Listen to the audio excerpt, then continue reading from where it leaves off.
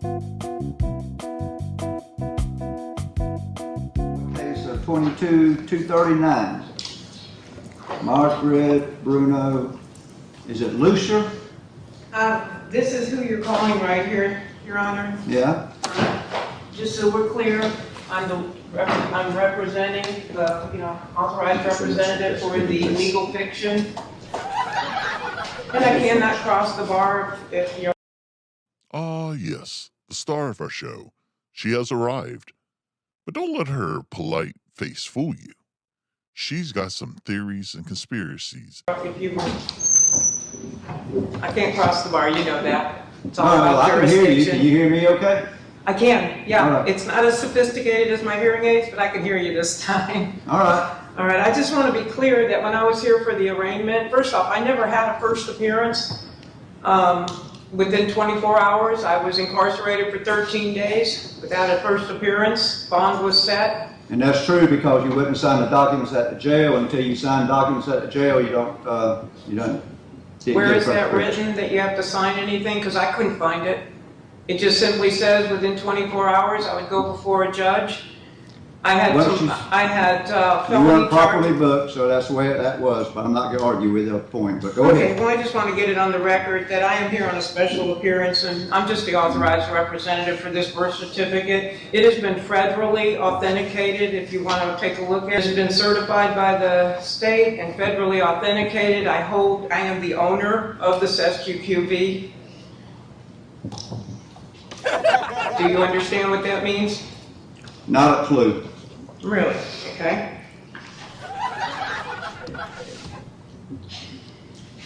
It means that I'm not in your jurisdiction. I stand on the land and soil.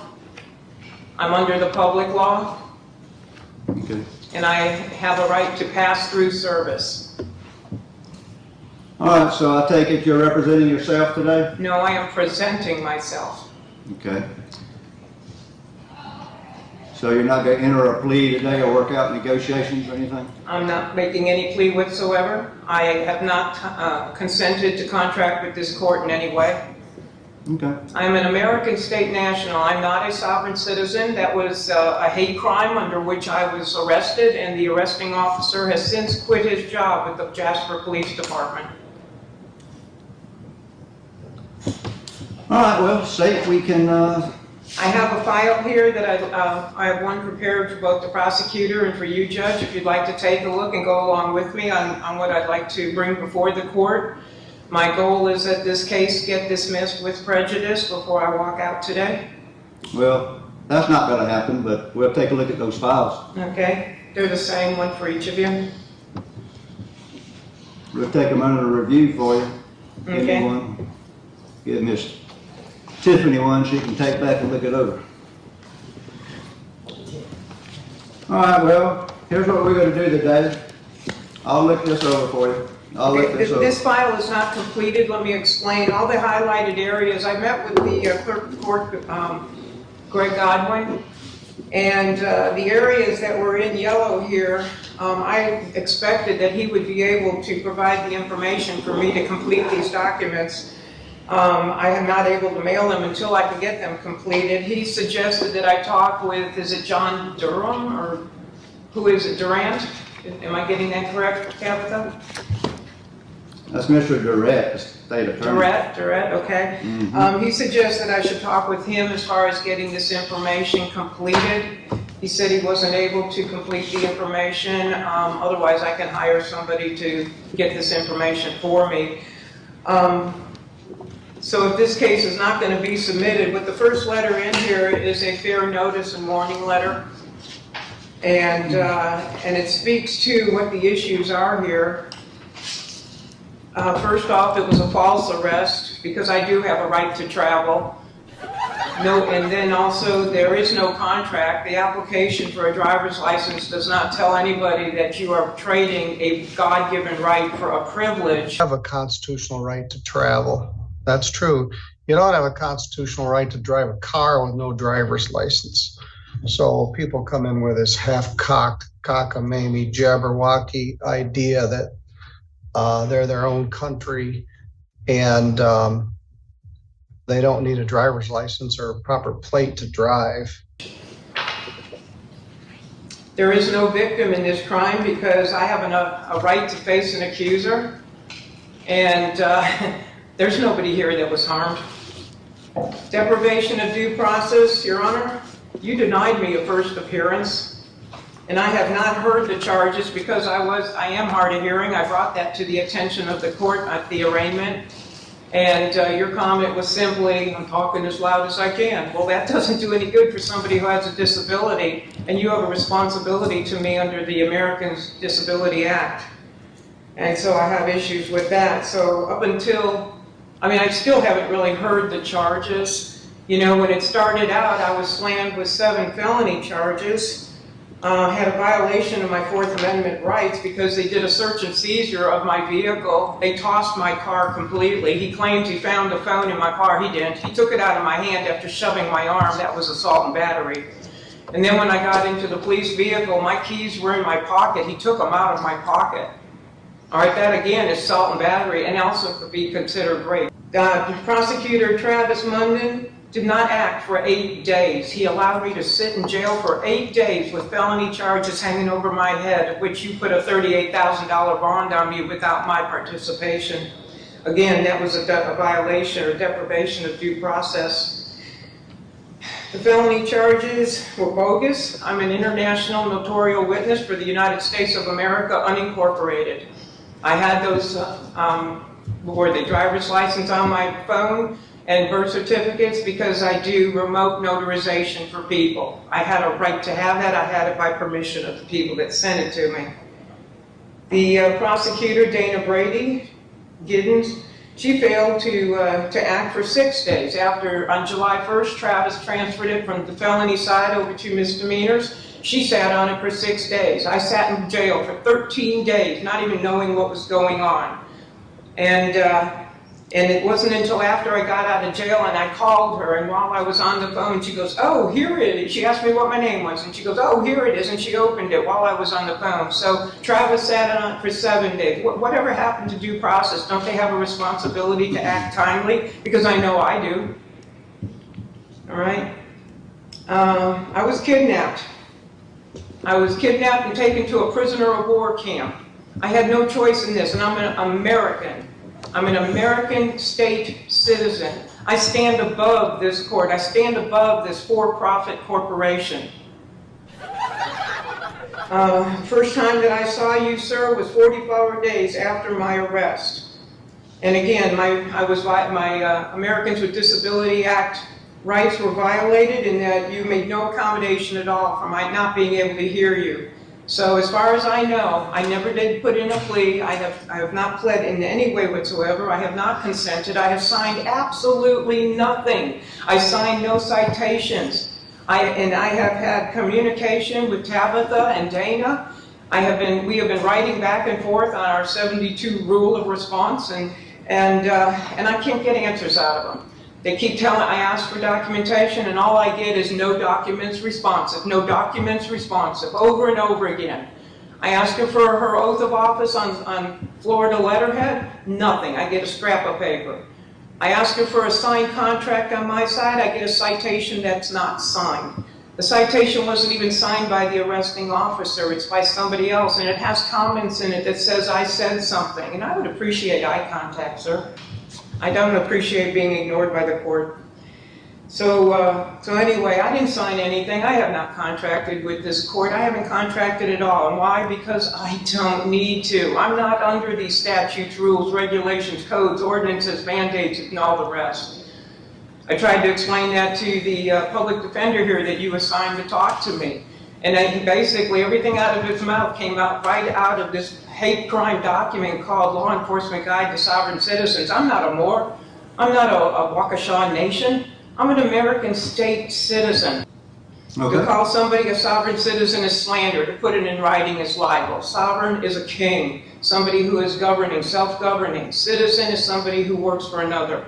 It's an oxymoron. It's not even real, and yet law enforcement wants to act on that kind of foolishness. Even the public defender here believes in it. I'm a private living woman. My responsibility is to balance the accounts of the public the public all caps name, and to keep the public charitable trust in balance. Roosevelt put us on an all debit system, and these credits have been stolen from the people. And all I'm trying to do is my responsibility here. So I'm planning to subrogate this. If you look at the second document, or maybe you already have, and you've seen the list of people I will send it to. Governor DeSantis has been involved in my case. I have a letter here that was sent to him. If you would like to see that, let's see, maybe it's in one of the other files. Anyway, he has been involved in this as well, because he is also part of the problem here, in that he is not assisting the Americans within this state to be safe from the harm that is being caused by this system, by the law enforcement officers and deputies who are not educated as to who we are. I had sat down, I had noticed both the police chief and the sheriff on 2 different occasions. They have my fee schedule as to what I'll be charging when this is all over, and I have to come back and have my, my rights restored and my. Ah, yes, the fee schedule. Sovereign citizen? Nah. Fee schedule? Yes. Property restored. My car was towed from in front of the police station. That's where I was when all this happened. I was in talking to Chief Rickerson. I went in and I noticed both the chief and the sheriff, the clerk of court, and the property appraiser when I got here back in March, that I was an American state citizen and I'm not a U.S. citizen. They were both noticed. They've both been noticed twice. And along with that was the fee schedule of what I charge when my rights are violated.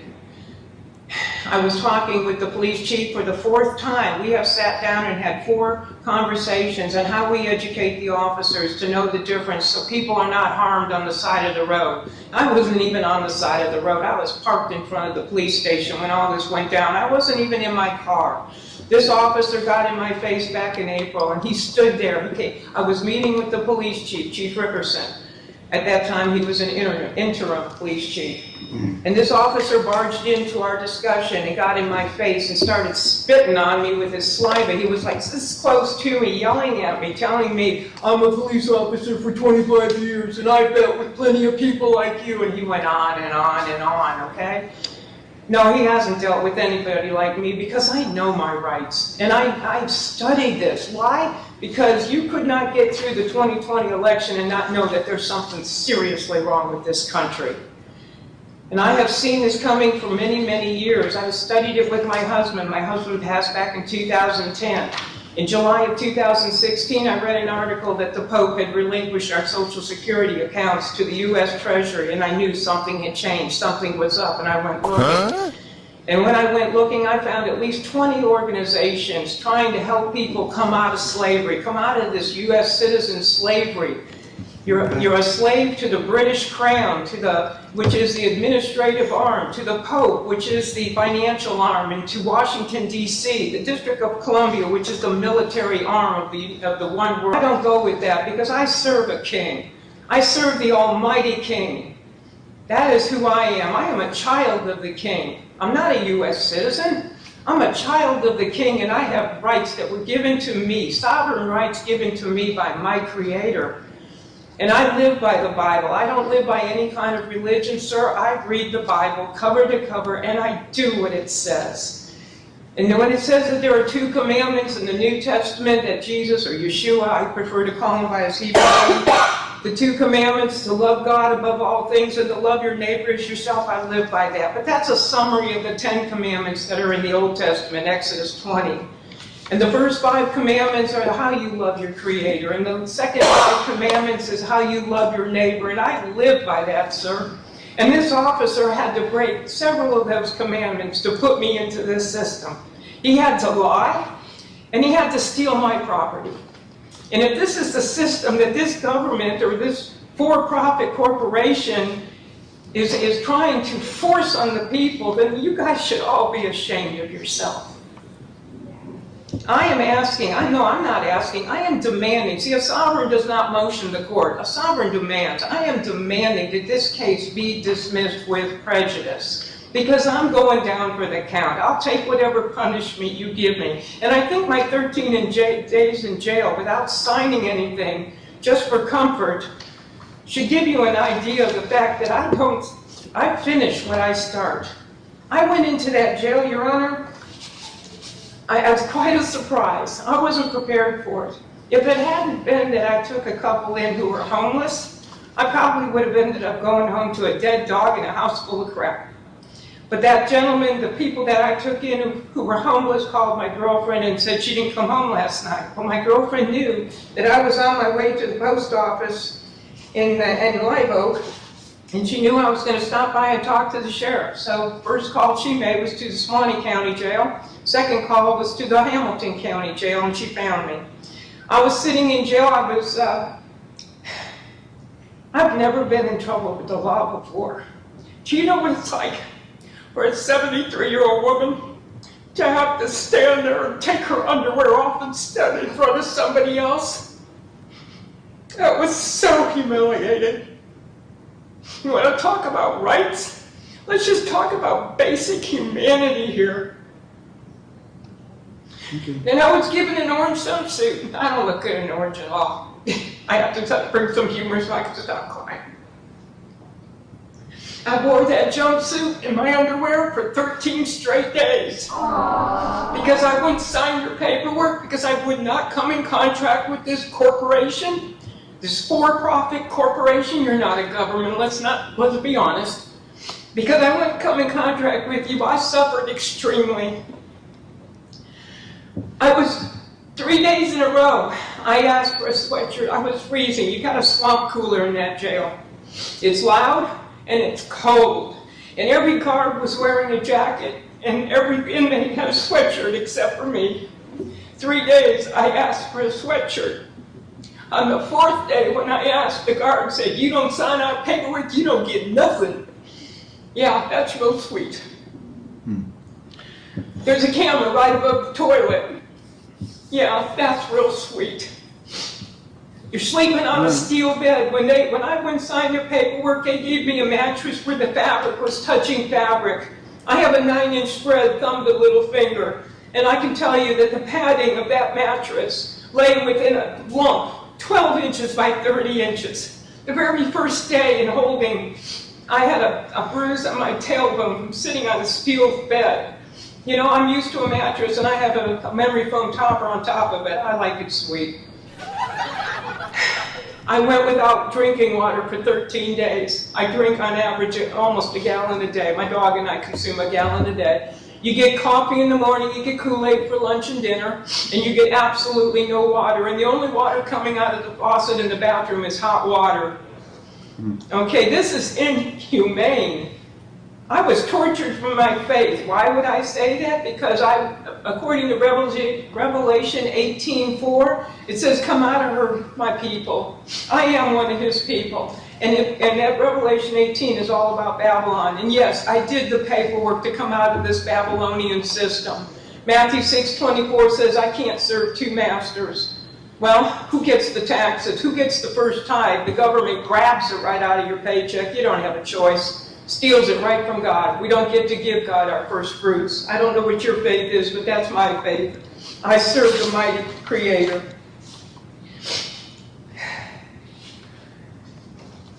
It was very boring in there, and they had some books, and I was reading on average 400-page novels every single day. But on the 5th day, the guards came in and took all the books out, so I had nothing I could read. And then the girls gave me some paper. I had 3 sheets of paper. I started writing and writing and writing, front and back, as small as I could. And when I ran out of those 3 sheets of paper, the girls in the cell on the other side started giving me paper. Why? Because I befriended them. We talked about our Savior. We talked about why we were there. I wasn't preaching. I don't preach. But I shared with them that, you know, they got themselves in trouble. And the first thing they need to do is straighten out their lives and get right with their Creator. Because if they can do that, the rest will fall in place. And that's what I spent those 13 days doing. Trying to be a big sis or a mom to those other girls who have lost their way along the way. 5 of the girls in that prison or jail recommitted their lives to God while I was there. And I'm very happy for him, and I continue to pray for him. I want you to know, sir, that I pray for you also. I pray for every one of you, because I pray that the Father will take the veil off your eyes so you can see what's really going on here. I don't know what you know. I have no idea what you know, but I know exactly how it works, and I know about the security bond, and I know how you have hit my SQB trust, and that's what this subrogation is of that bond. Because I'll be filling out all the IRS forms. If this case is not dismissed with prejudice today, or I'll give you 3 days as it says in the document, if it's not dismissed with prejudice, then what I plan to do is fill out these IRS forms and make sure that the account that I am responsible for, I, the private woman, is responsible for the accounting of the public woman, or the all caps name that y'all have fraudulently created. And I mean, when I say you all, take it professionally. You obviously weren't there when I was born. But anyway, the point is, sir, that I do feel the responsibility now that I understand how all of this works, that it's my job to apply those credits to the debits. It's my job to make sure that those funds are not taken multiple times or above and beyond what's necessary. And so that's what this subrogation document is all about. I want you to pay attention, sir, to the list on this document of the people that, the distribution list. You see, I have notified the state's attorney. I came out of the system back in April of 2018. And when I moved to Hamilton, I was in Jacksonville at the time. When I moved to Hamilton, I redid my paperwork. So on the public record in this county, I have 2 filings with all my paperwork showing that I am an American, I'm not a U.S. citizen. I have an act of expatriation. I have a deed of reconveyance. I have a cancellation of all power of attorney. I have an assumed names that gives me a copyright and a registration on all of my names. Okay, You Mr. can't Chair. make money on my names. And then if you'll notice on this list here, the state's attorney is, the state's attorney, the attorney general, were all notified back in 2018 I'm American. Why they didn't notify y'all, I don't know. But why I'm being persecuted, I don't appreciate. Okay. On this list here, because you have deprived me of my rights, I've also included the Judicial Qualification Commission as well as others. So, I yield. Okay. Well, I appreciate you commenting. So what we'll do is, all I'm going to do right now is continue to October 18th to see what's... I can't do that, sir. I will be at the Feast of Tabernacles from the 1st of Tishri, which is September 26th, until, let me think, what is it, 9 plus 8, 18. Around the 20th of October is the Feast of Sukkot, Feast of Tabernacles. I'll be out of town for that, celebrating What with about about 300 believers. What about November 15th? Well, I mean, I don't plan to attend any more trials here. This is my last one. Okay. I'm hoping that you will do the right thing here and that the state's attorney will do that. Tabitha here, she has not proven jurisdiction. Once I here's what we're gonna do. non-consent, Your it is case her is- job to prove jurisdiction. Your case is continued to November 15th. We're going to take everything you said under consideration. Okay? I'll look at your papers. State attorney will look at them. And on or before November 15th, we'll come to some conclusion. How about I that? hope to get a letter from you. I will continue to get the information here. Is it Durrett, did you say? Mr. Durrett. I will, I'll get in touch with him.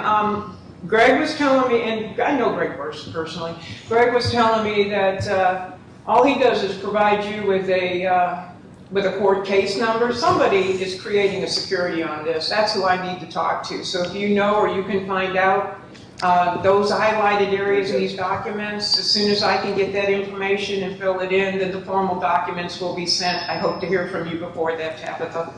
Ma'am, I do not know who creates this security. Okay, Ms. Lucille, I appreciate your comments and everything, and have a good, wherever you're going in October, wherever that is. Feast of Tabernacles, it's Yeah, in feast. Leviticus 23. Okay. I'd also like to mention, if you have any influence at all with the sheriff, ask him to go into that jail and find out what's really going on. It's deplorable. Okay, It's a disgrace. I'll mention it to him. Thank you. I will. All right, well, thank you, ma'am.